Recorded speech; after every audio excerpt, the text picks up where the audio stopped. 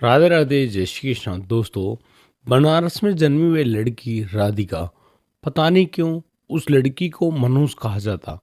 वह लड़की जब पैदा हुई, उसकी पैदा होने के मात्र 10 दिन बाद उसकी माँ इस दुनिया से चल बसी। वह लड़की इतनी मायूस, इतनी परेशान, वो बार बार अपने पिता से अपनी आंखों से ये कहती कि उसकी माँ कहाँ है। लेकिन एक पिता बड़ा मजबूर, वह अपनी बच्ची को पाल रहा है अपनी बहन के भरोसे।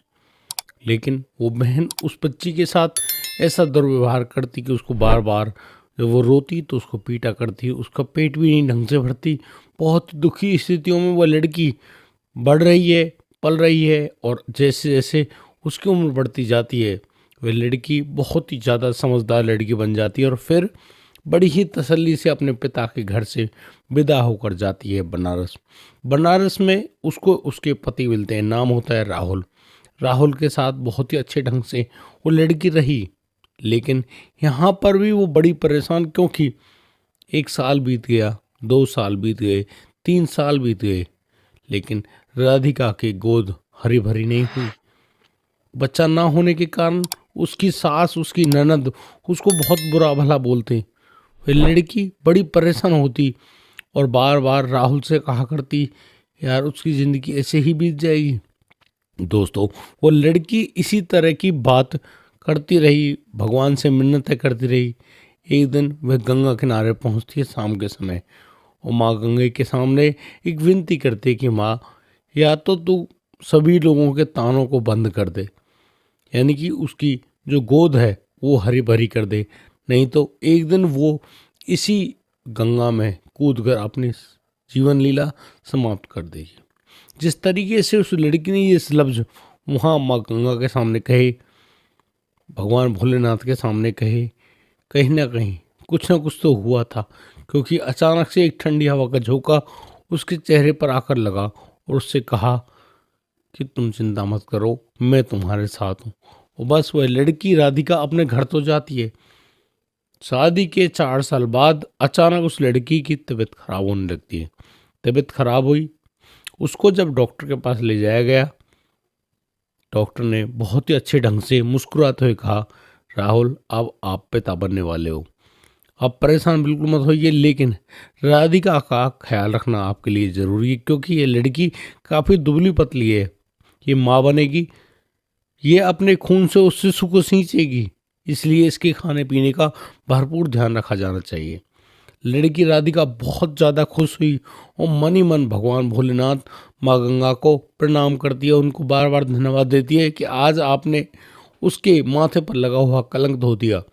अरे वो आग माँ बनेगी तो बड़ी तसल्ली से अपनी ज़िंदगी तो जी सकेगी, उसको उन तानों से भी छुटकारा मिल जाएगा।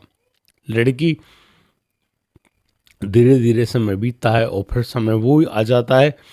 धीरे धीरे समय बीत रहा होता है और उसी समय के दौरान वो लड़की, यानी कि राधिका, जो कि माँ बनने वाली थी, वो इतनी कमज़ोर होती जा रही थी। लगातार उसके शरीर में दुबलापन, पतलापन सब कुछ दिखता जा रहा था, लेकिन उसका पेट जो कि उभरने में लगा हुआ था, क्योंकि उसके अंदर जो पल रहा शिशु वो बड़ा हो रहा था।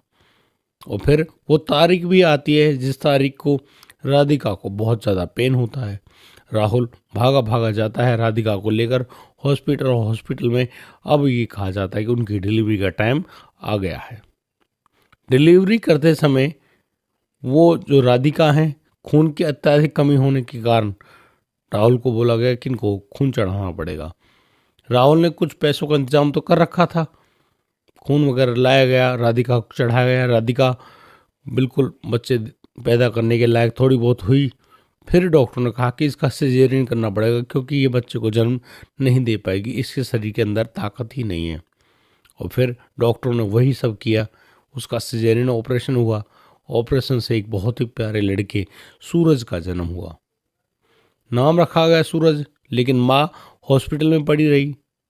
पिता उस बच्चे को कभी हॉस्पिटल में, कभी घर में, कभी उसकी बहन, कभी उसकी माँ, बड़ी ही तसल्ली से उस बच्चे के साथ तो रहते। लेकिन यहाँ होने को कुछ और मंजूर था।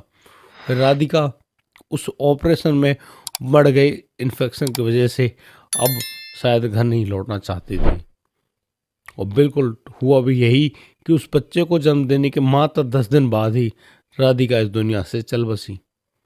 ना जाने क्यों उस राधिका को बार बार उसका बच्चा याद आ रहा था, और अंत समय पे उसने अपने बच्चे के पैरों को चूमते हुए कहा कि सूरज, मैं तुमसे जुदा नहीं होना चाहती, और मैं आज भगवान के सामने एक प्रण लेती हूँ, मैं दोबारा आऊंगी और अपने बच्चे सूरज से जरूर मिलूंगी।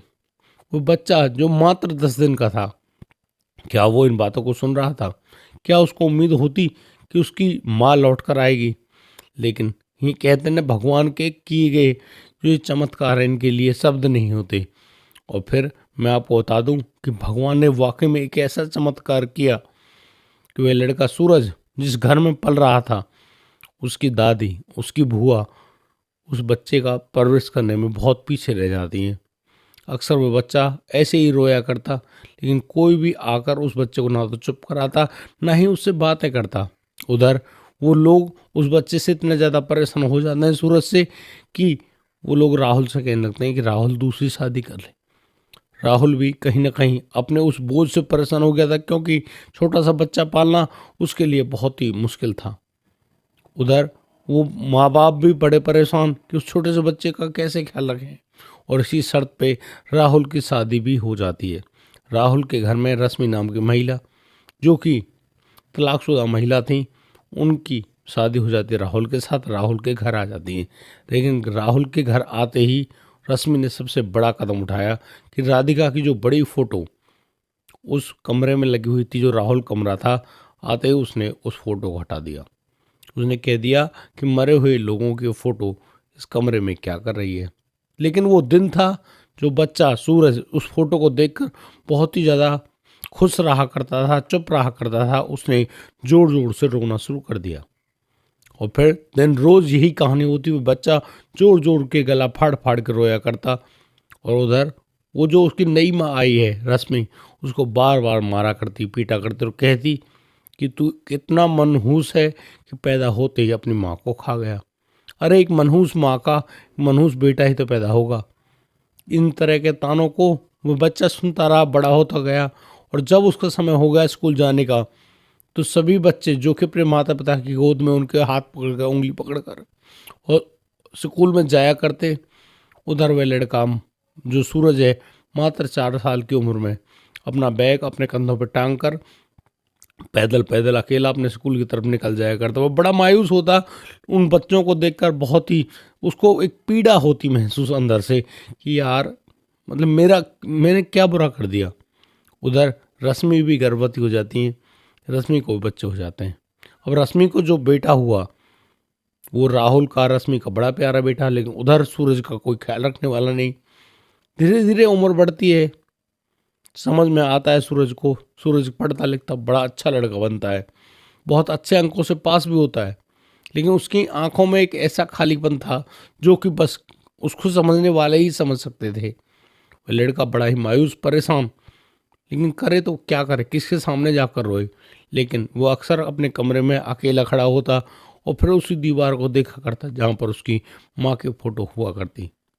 उसने अपनी माँ यानी कि रश्मि से बार बार मिन्नतें करी कि उसकी माँ की फ़ोटो दे दो। वह उनसे बात करना चाहता है, उनको देखना चाहता है, लेकिन रश्मि ने वह फ़ोटो जो कि उनके ट्रंक में छुपा रखी थी, वो फ़ोटो उस लड़के सूरज को नहीं दी। सूरज की उम्र लगातार बढ़ती जा रही है। अब करीब वह सूरज 26 साल का होता है। उसके पिता उससे कहते हैं कि सूरज देख, तेरी अच्छी नौकरी लग गई है, सब कुछ अच्छा हो गया है, अब तू शादी कर ले। तो जो सूरज है वो अपने पिता से मना नहीं कर पाता है, कहता है ठीक है, आप अगर आपको आवश्यकता है तो बिल्कुल कर लो। सूरज की शादी कर दी जाती है। सूरज के घर में एक लड़की आती है जो कि उनकी पत्नी के रूप में आई है। नाम होता है पूजा। पूजा जो कि बहुत ही अच्छी और नेक दिन लड़की थी। फिर राहुल को हर तरीके से खुश करना चाहती, लेकिन राहुल का खालीपन अब उसके दिमाग पर सवार होना शुरू हो गया था। राहुल जो हमेशा अकेला अकेला रहा करता, राहुल सोच रहा है यार मैं क्या करूं, काश मुझे मेरी माँ मिल जाती। लेकिन उसकी जो ये करुण पुकार थी वो कहीं ना कहीं सुनी जा चुकी थी। उधर ऋषि की इसमें एक लड़की मात्र उम्र हो उ- उधर ऋषि की इसमें एक लड़की जिसकी उम्र मात्र 8 साल, जो कि अपने माता पिता से लगातार यह बात कह कह कर उनको परेशान किया करती कि वो बनारस जाएगी, बनारस में उसका बेटा है सूरज, वो उससे मिलेगी, वो उससे बात करेगी, क्योंकि वो बच्चा अक्सर उसके लिए बहुत बुरी तरह से तड़पता है। वो लड़की ने जिस तरह की बातें अपने माता पिता से कही, वो लोग काफ़ी ज़्यादा परेशान होते हैं। फिर एक दिन उस लड़की से कहते हैं कि ठीक है, तू चल, आज हम तुझे लेकर चलते हैं। और फिर वे लोग आ जाते हैं बनारस। बनारस में जहाँ सूरज अपनी पत्नी के साथ बड़ी शांति से अपने घर में मौजूद था।